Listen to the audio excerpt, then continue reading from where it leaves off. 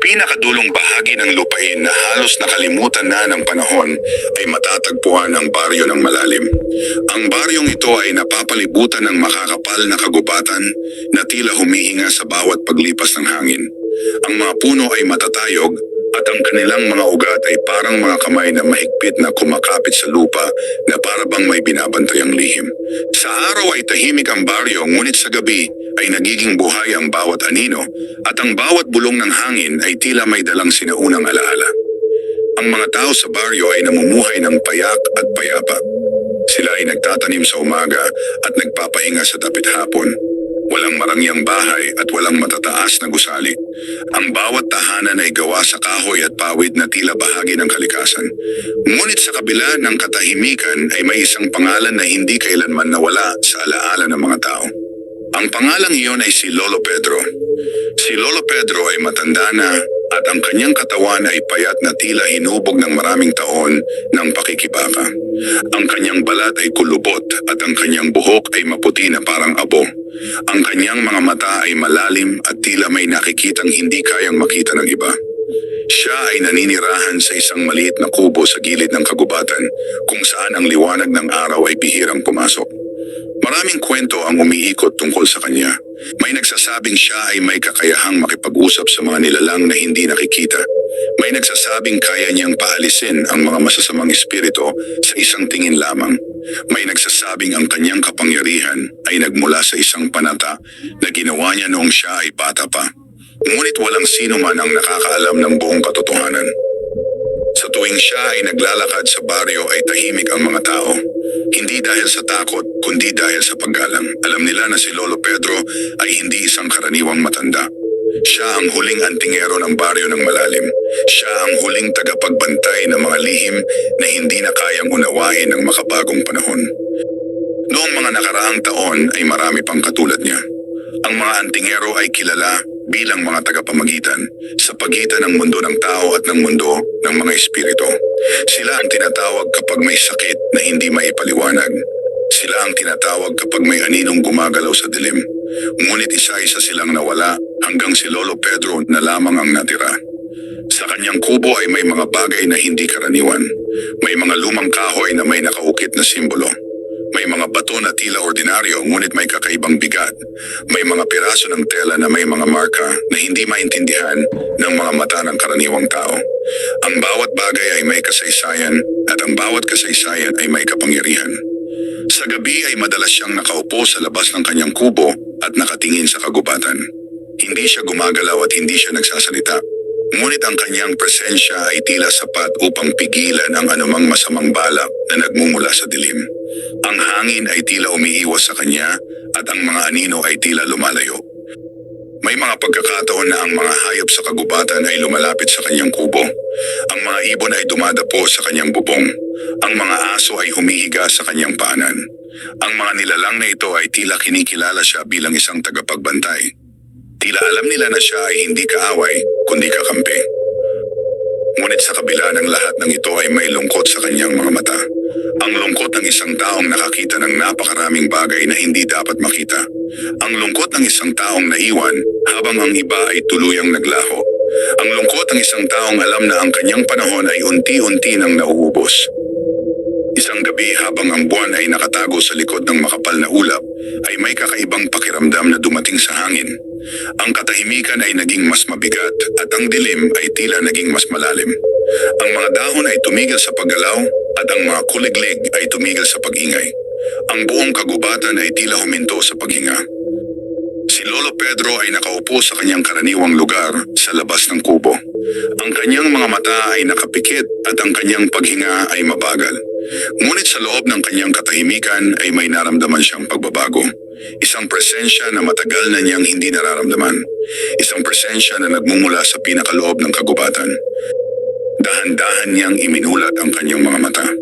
Ang kanyang tingin ay matalim at puno ng pag-unawa. Hindi na siya nagulat, hindi na siya natakot. Sa halip ay tila matagal na niyang hinihintay ang sandaling ito. Tumayo siya ng dahan-dahan at tumingin sa direksyon ng kagubatan. Ang kanyang anino ay humaba sa lupa dahil sa mahinang liwanag ng lampara. Ang hangin ay muling gumalaw ngunit ang galaw nito ay hindi pangkaraniwan. Ito ay malamig at at mabigat. Alam niya na ang kapayapaan ng baryo ay nasa panganib. Alam niya na may isang bagay na muling nagising, isang bagay na matagal nang natutulog, isang bagay na hindi dapat magising. Sa kanyang puso ay may isang tahimik na pagtanggap. Alam niya na ang kanyang tungkulin ay hindi pa tapos. Alam niya na kahit siya na ang huling antingero ay kailangan niyang harapin ang anumang darating. Ang kanyang mga kamay ay dahan-dahang gumalaw habang hinawakan niya ang isang lumang anting-anting na nakasabit sa kanyang leeg. Ang bagay na iyon ay malamig ngunit pamilyar. Ito ang simbolo ng kanyang panata. Ito ang patunay ng kanyang tungkulin. Habang siya ay nakatayo sa gilid ng dilim, ay tila siya ay bahagi na rin ng kagubatan. Ang kanyang presensya ay hindi hiwalay sa mundo sa paligid niya. Siya ay naging isa sa mga tagapagbantay ng katahimikan. Sa malayo ay may isang anino na gumalaw. Ito ay hindi malinaw ngunit ito ay sapat upang kumpirmahin ang kanyang naramdaman. Ang panganib ay totoo. Ang panganib ay malapit na. Ngunit si Lolo Pedro ay hindi umatras, hindi siya natakot. Sa halip ay tumayo siya ng tuwid at hinarap ang dilim, sapagkat alam niya na ito ang kanyang kapalaran.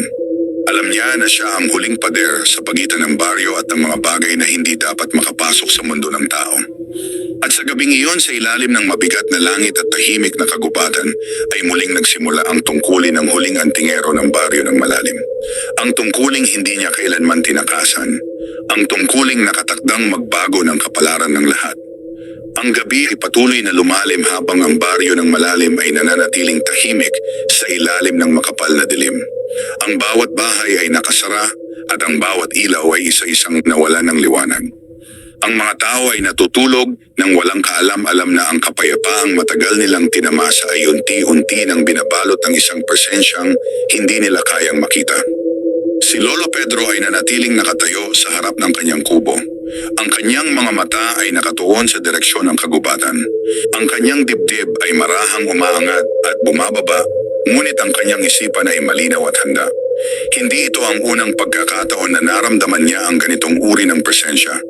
Ngunit ito ang unang pagkakataon matapos ang napakaraming taon ng katahimikan. Ang kagubatan ay tila naging mas mabigat. Ang hangin ay malamig at ang lupa ay tila may dalang alaala ng isang bagay na matagal nang nakalimutan. Ang mga punong dati ay tila tahimik na mga saksi ay ngayon ay parang mga bantay na nagbabantay sa isang lihim na malapit ng mabunyag. Si Lolo Pedro ay humakbang papalapit sa gilid ng kagubatan. Ang bawat hakbang niya ay maingat at walang pag-aalangan. Ang kanyang mga paa ay tila kabisado ang bawat bahagi ng lupa. Ang bawat ugat at bawat bato ay pamilyar sa kanya, sapagkat sa buong buhay niya ay naging bahagi na siya ng lugar na iyon. Sa kanyang leeg ay naroon ang lumang anting-anting na hindi niya kailanman inalis. Ito ay hindi lamang isang bagay kundi isang paalala ng kanyang panata. Ang panatang ibinigay niya noong siya ay bata pa at ang panatang hindi niya kailanman sinira. Habang siya ay papalapit sa loob ng kagubatan ay napansin niya ang kakaibang katahimikan. Walang huni ng ibon at walang galaw ng maliliit na hayop. Ang karaniwang buhay ng kagubatan ay tila umatras at nagtago. Ito ay isang tanda na ang isang mas makapangyarihang presensya ay naroroon. Huminto siya sa ilalim ng isang matandang puno na matagal na niyang kilala. Ang punong iyon ay naroon pa bago pa siya ipanganak. Ito ay naging saksi sa maraming pangyayari at sa maraming lihim. Inilapat niya ang kanyang kamay sa magaspang na balat ng puno. Ang kanyang mga mata ay pumikit. Sa sandaling iyon ay tila may dumaloy na alaala sa kanyang isipan. Ang alaala ng mga gabi na siya ay tinuruan ng kanyang guro. Ang alaala ng mga babalang ibinigay sa kanya. Ang alaala ng isang bagay na minsan nang sinubukang bumangon mula sa kailaliman. Dahan-dahan niyang iminulat ang kanyang mga mata. Ang kanyang mukha ay nanatiling kalmado ngunit ang kanyang puso ay mabigat. Sapagkat ang presensyang naramdaman niya ay hindi isang karaniwang espiritu. Ito ay mas matanda at mas mapanganib. Sa malayo ay may bahagyang paggalaw sa pagitan ng mga puno. Ito ay mabilis ngunit hindi sapat upang maitago ang sarili. Ang anino ay tila nagmamasid. Hindi ito lumalapit ngunit hindi rin ito umaalis.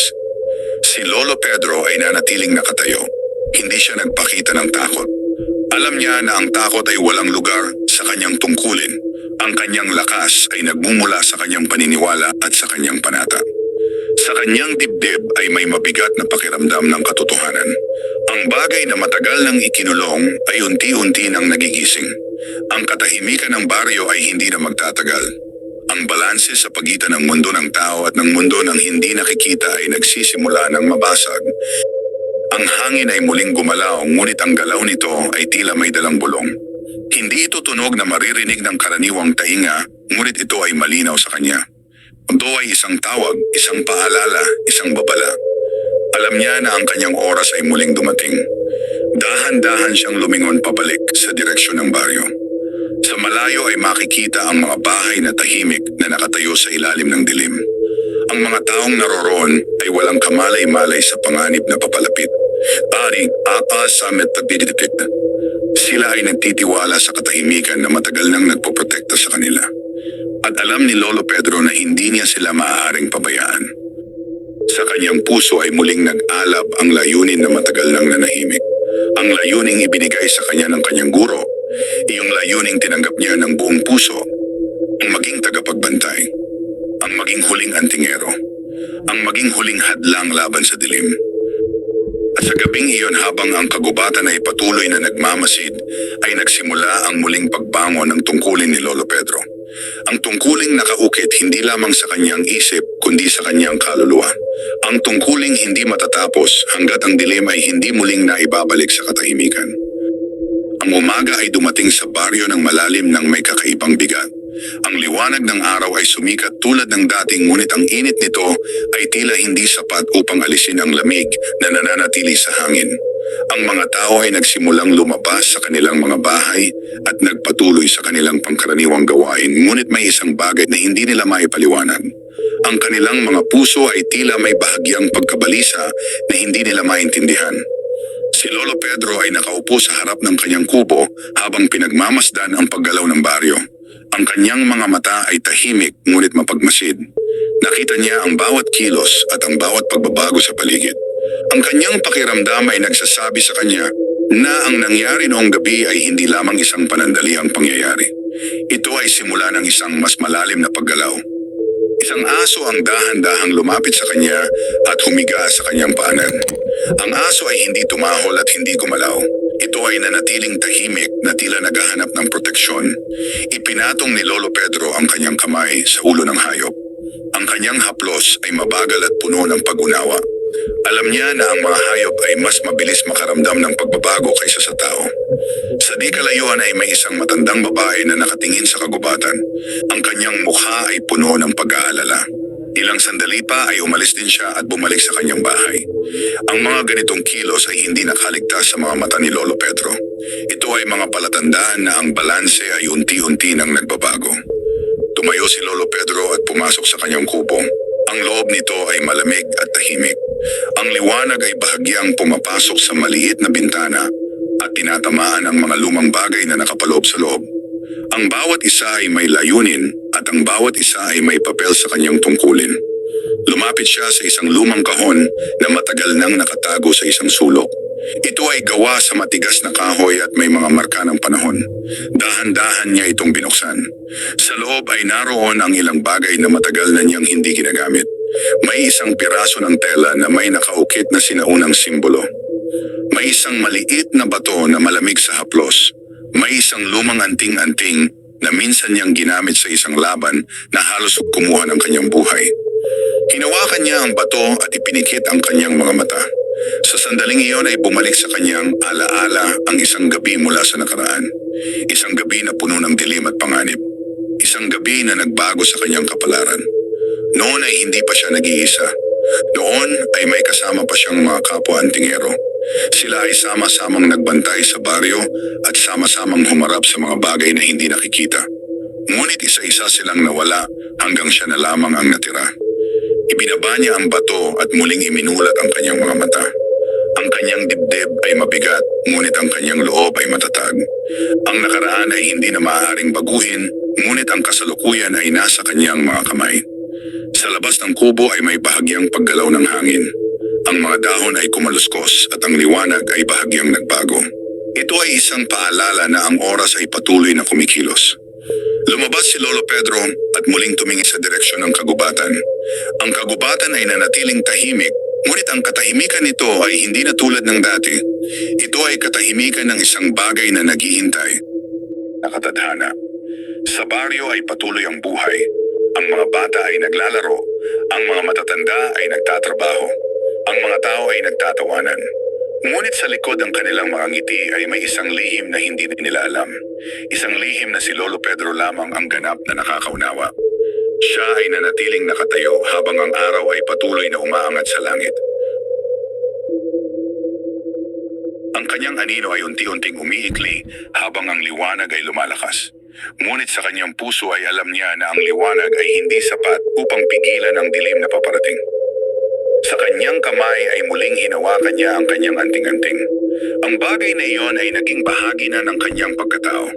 Ito ang simbolo ng kanyang tungkulin at ang paalala ng kanyang panata.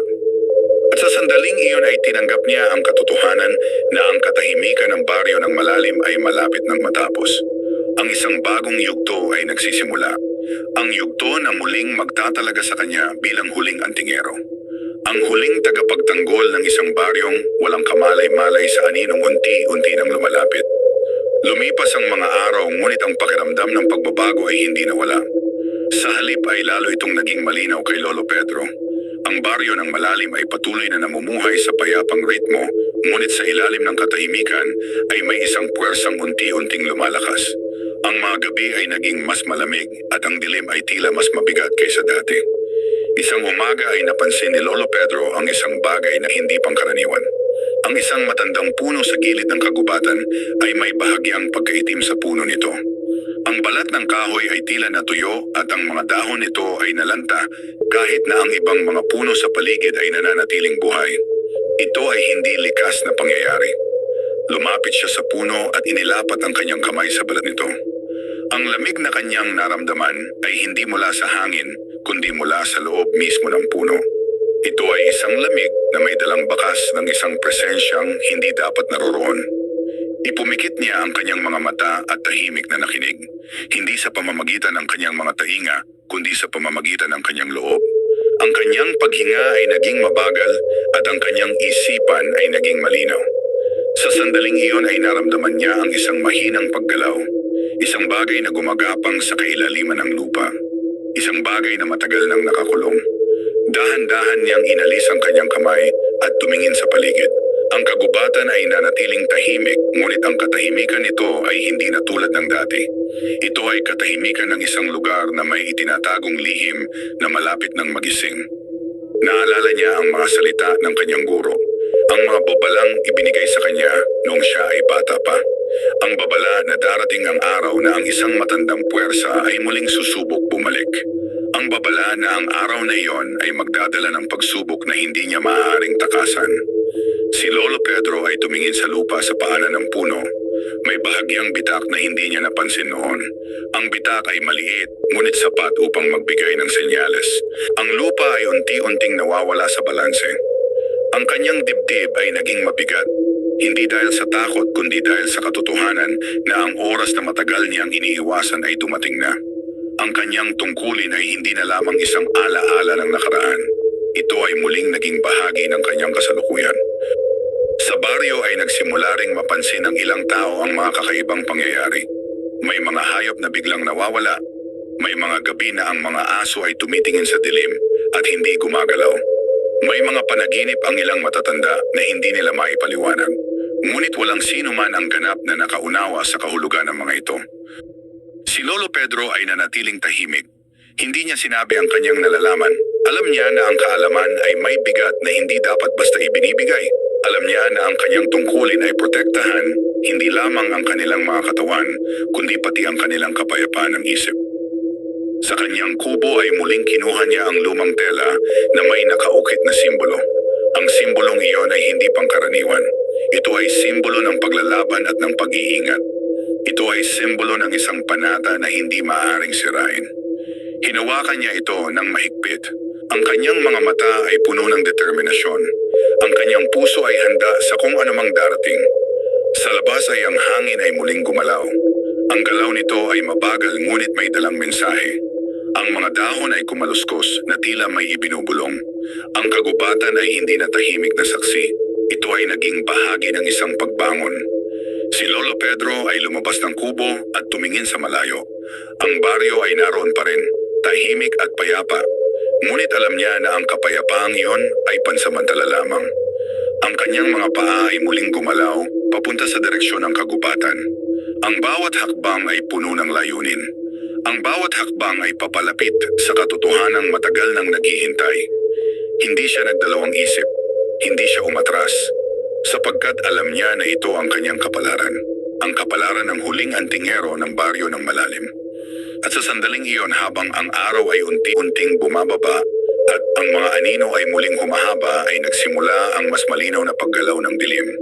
Ang paggalaw na magdadala ng pagbabago. Ang paggalaw na maglalagay sa kanya sa landas na hindi na niya maaaring iwanan. Ang gabi ay muling bumalot sa baryo ng malalim ng may kakaibang katahimikan. Ang buwan ay bahagyang natatakpan ng ulap at ang liwanag nito ay mahina. Ang mga bahay ay nakatayo na tila mga tahimik na saksi sa isang bagay na hindi pa nakikita ngunit malapit nang dumating. Si Lolo Pedro ay nakatayo sa gilid ng kagubatan. Ang kanyang katawan ay hindi gumagalaw ngunit ang kanyang isipan ay gising. Ang hangin ay malamig at may dalang kakaibang bigat. Ang lupa sa ilalim ng kanyang mga paa ay tila may mahinang paghinga. Sa loob ng maraming taon ay nakilala niya ang bawat galaw ng lugar na ito.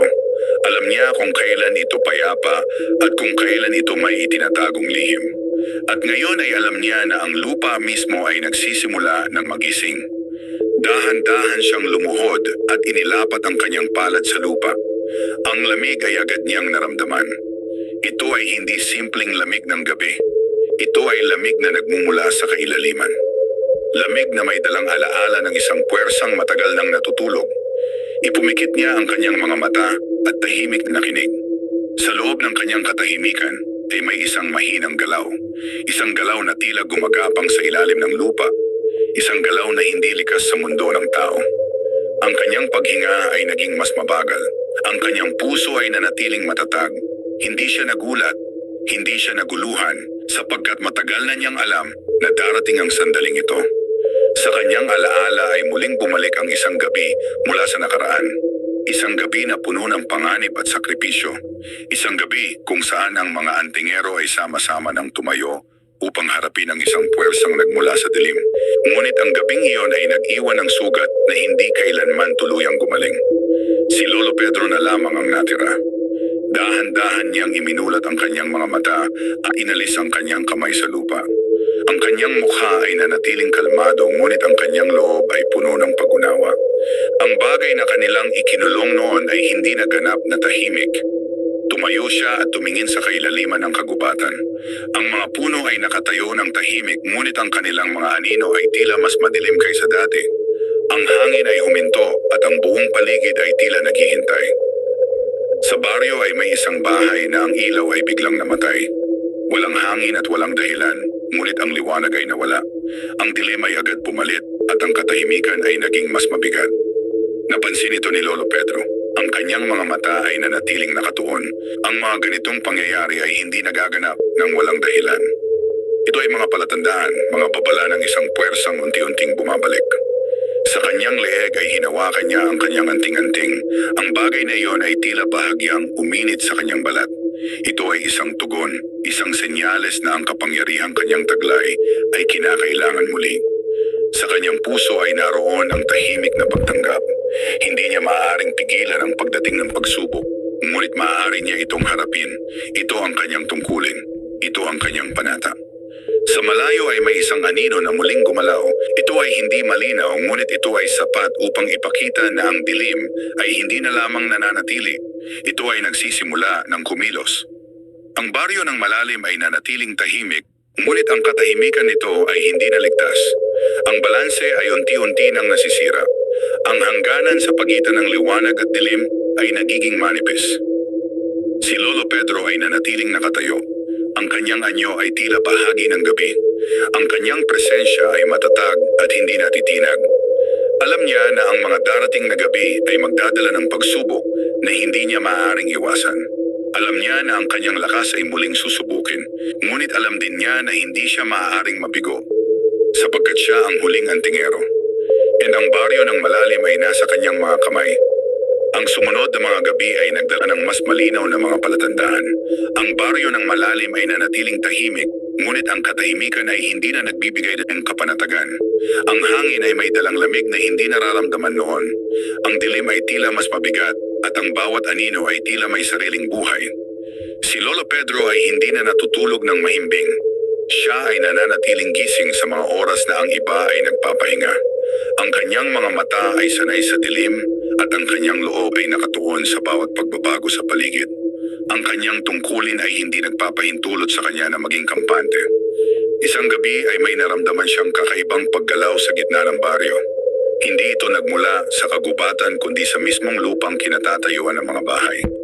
Ito ay isang mabagal ngunit malinaw na paggalaw. Isang paggalaw na tila naghahanap ng daan palabas. Agad siyang tumayo at lumakad patungo sa direksyon ng baryo. Ang kanyang mga hakbang ay tahimik ngunit matatag. Ang kanyang anino ay sumunod sa kanya sa ilalim ng mahinang liwanag ng buwan. Habang siya ay papalapit, ay napansin niya ang isang bahagi ng lupa na tila bahagyang lumubog. Ito ay maliit ngunit sapat upang makita ng kanyang mga mata. Ang lupa ay nawawala sa balanse.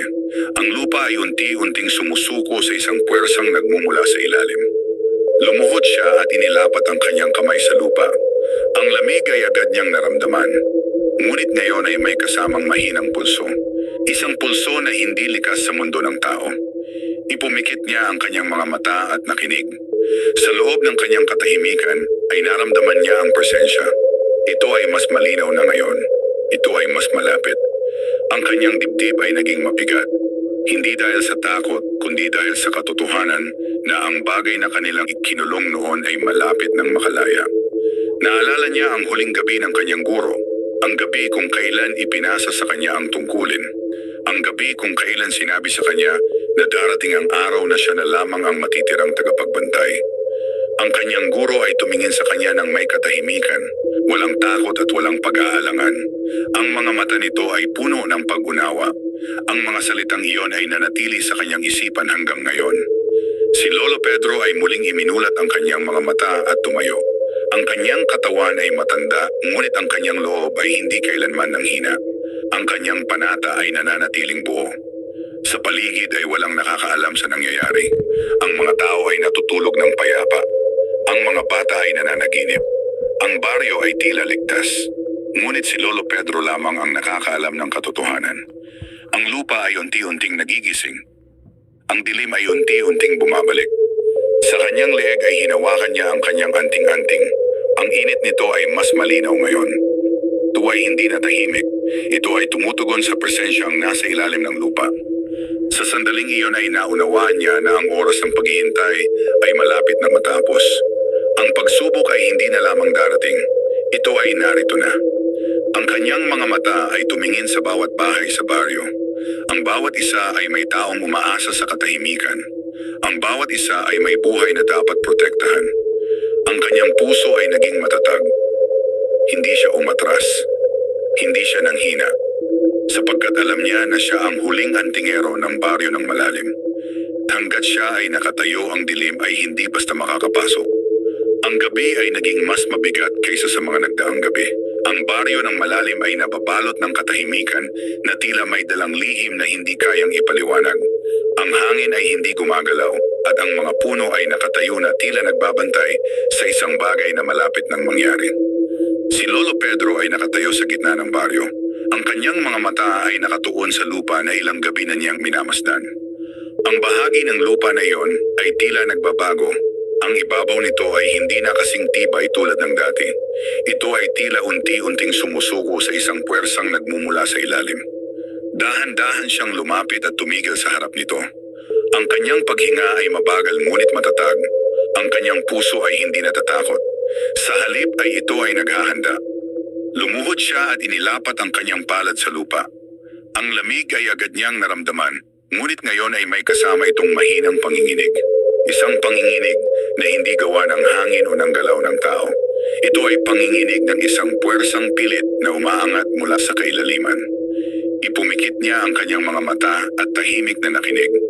Ang kanyang loob ay naging malinaw. Sa loob ng kanyang katahimikan ay naramdaman niya ang presensya.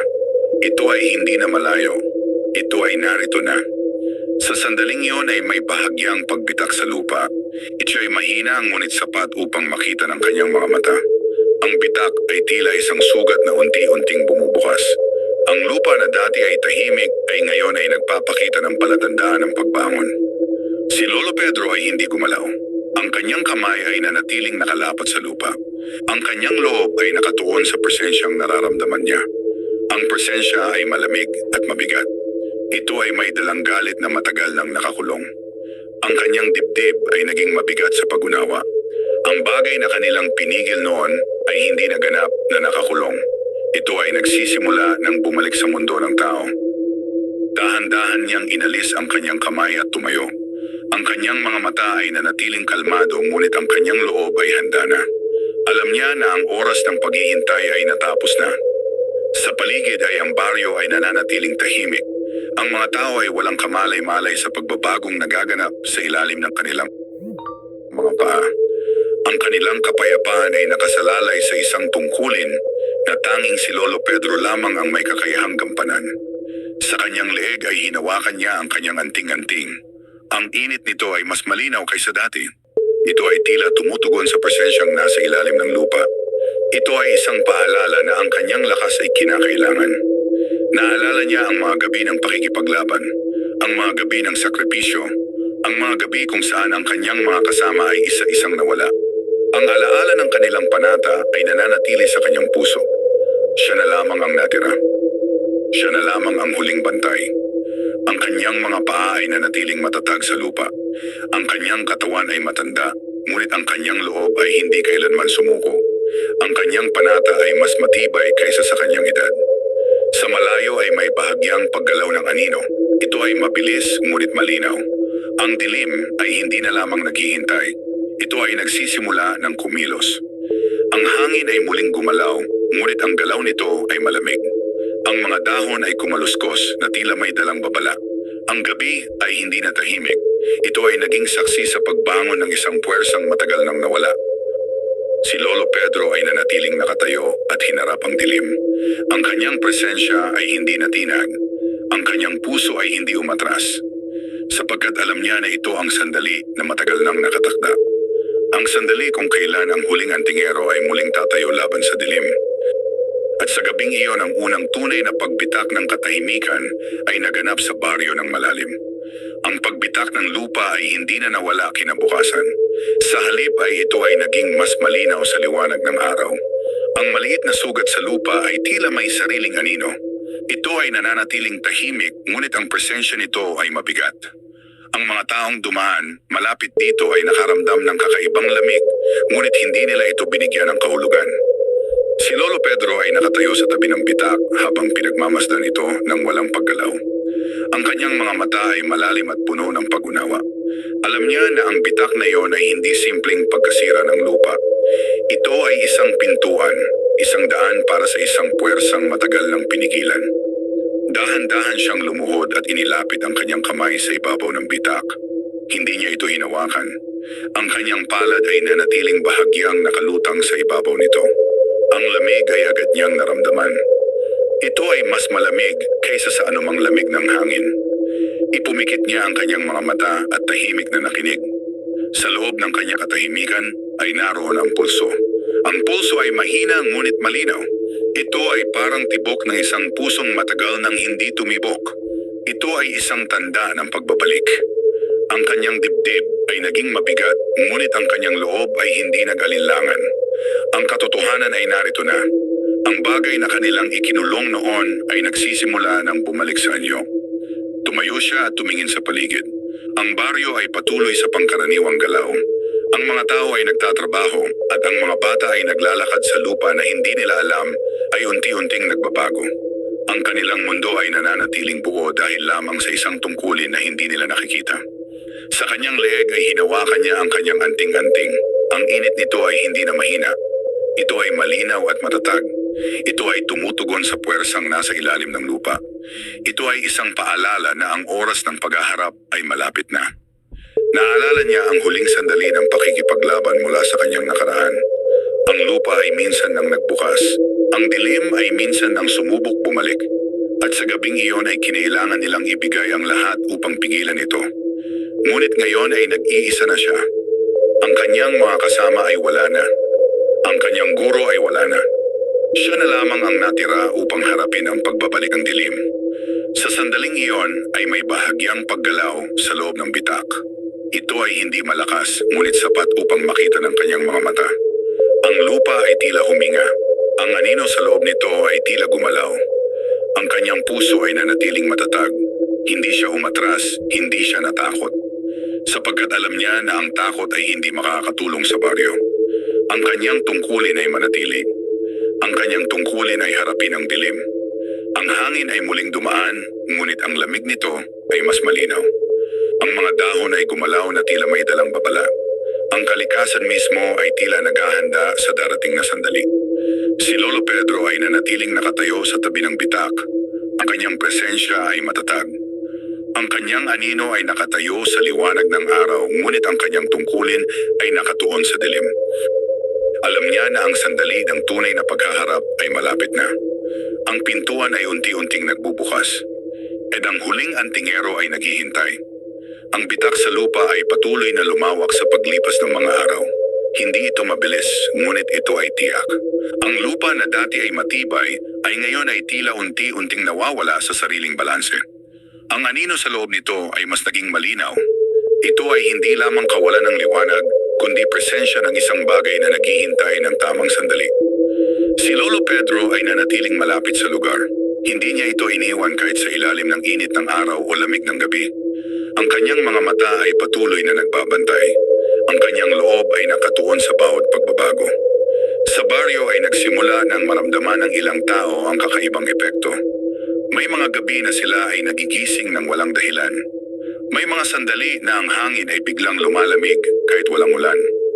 May mga pagkakataon na ang katahimikan ay tila mas mabigat kaysa sa dati. Ngunit walang sino man ang lubos na nakaunawa. Si Lolo Pedro ay lumuhod muli sa tabi ng bitak. Ang kanyang mga kamay ay dahan-dahang inilapit sa lupa.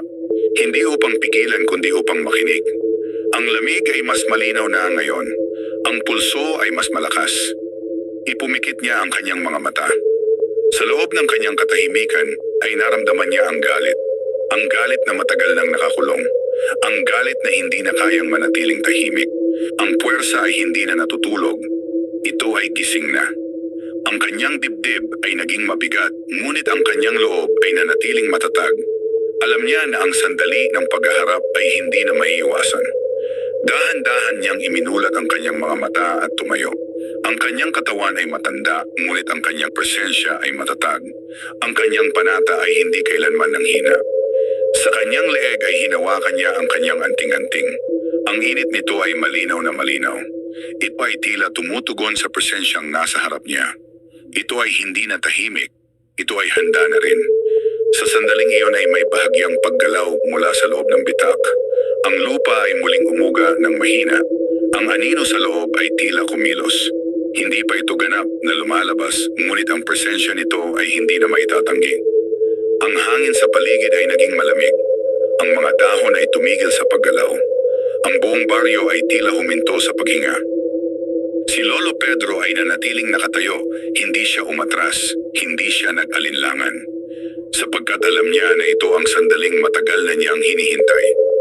Ito ang sandali kung kailan ang dilim ay muling susubok pumasok sa mundo ng tao. Ito ang sandali kung kailan ang kanyang panata ay muling susubukin. Sa kanyang puso ay naroon ang alaala ng kanyang guro, ang alaala ng kanyang mga kasama, ang alaala ng kanilang sakripisyo. Ang kanilang lakas ay nananatili sa kanyang loob. Hindi siya nag-iisa. Ang kanilang panata ay buhay sa kanya. Ang kanyang mga paa ay nanatiling matatag sa lupa. Ang kanyang mga mata ay nakatuon sa dilim. Ang baryo ng malalim ay tahimik sa likod niya. Ang dilim ay nasa harap niya. At ang huling antingero ay handa ng harapin ang pagbabalik ng isang puwersang matagal nang nakakulong. Ang gabi ay dumating ng walang liwanag ng buwan. Ang langit ay nabalot ng makapal na ulap at ang baryo ng malalim ay nalunod sa isang dilim na tila mas malalim kaysa sa karaniwan. Ang hangin ay hindi gumagalaw at ang bawat bagay ay tila naghihintay sa isang sandaling matagal nang nakatakda. Si Lolo Pedro ay nakatayo sa harap ng bitak sa lupa. Ang kanyang katawan ay hindi gumagalaw ngunit ang kanyang presensya ay matatag. Ang anino sa loob ng bitak ay hindi natahimik. Dito ay gumagalaw ng may malinaw na layunin. Ang lupa sa paligid nito ay bahagyang nanginginig. Ang kanyang paghinga ay mabagal. Ang kanyang puso ay kalmado. Ang kanyang loob ay handa. Sa sandaling iyon ay ang lupa ay muling umuga. Ang bitak ay bahagyang lumawak at ang lamig ay kumalat sa hangin. Ito ay hindi lamig ng gabi kundi lamig ng isang presensyang nagmumula sa kailaliman. Ang presensyang iyon ay matagal nang nakakulong at ngayon ay ito ay malapit nang makalaya. Si Lolo Pedro ay hindi umatras. Ang kanyang mga paa ay nanatiling matatag sa lupa. Ang kanyang mga mata ay nakatuon sa dilim. Ang kanyang kamay ay dahan-dahang humawak sa kanyang anting-anting. Ang init nito ay agad niyang naramdaman. Ito ay hindi lamang isang bagay. Ito ay isang simbolo ng kanyang panata. Ito ay simbolo ng kanyang tungkulin. Ito ay simbolo ng kanyang lakas. Ang hangin ay muling gumalaw ngunit ang galaw nito ay mabigat. Ang mga dahon ay kumaluskos na tila may dalang huling babala. Ang buong baryo ay natutulog pa rin. Walang nakakaalam sa sandaling nagaganap sa gilid ng kanilang mundo. Ang anino sa loob ng bitak ay muling gumalaw. Ito ay mas malinaw na ngayon. Ito ay hindi hugis ng tao at hindi hugis ng hayop. Ito ay isang presensya na hindi nabibilang sa liwanag. Ang dibdib ni Lolo Pedro ay nanatiling matatag. Hindi siya natakot. Hindi siya umatras. Sapagkat alam niya na ito ang sandali na kanyang hinihintay sa buong buhay niya. Ito ang sandali kung kailan ang kanyang panata ay magkakaroon ng kahulugan. Ito ang sandali kung kailan ang kanyang tungkulin ay matutupad.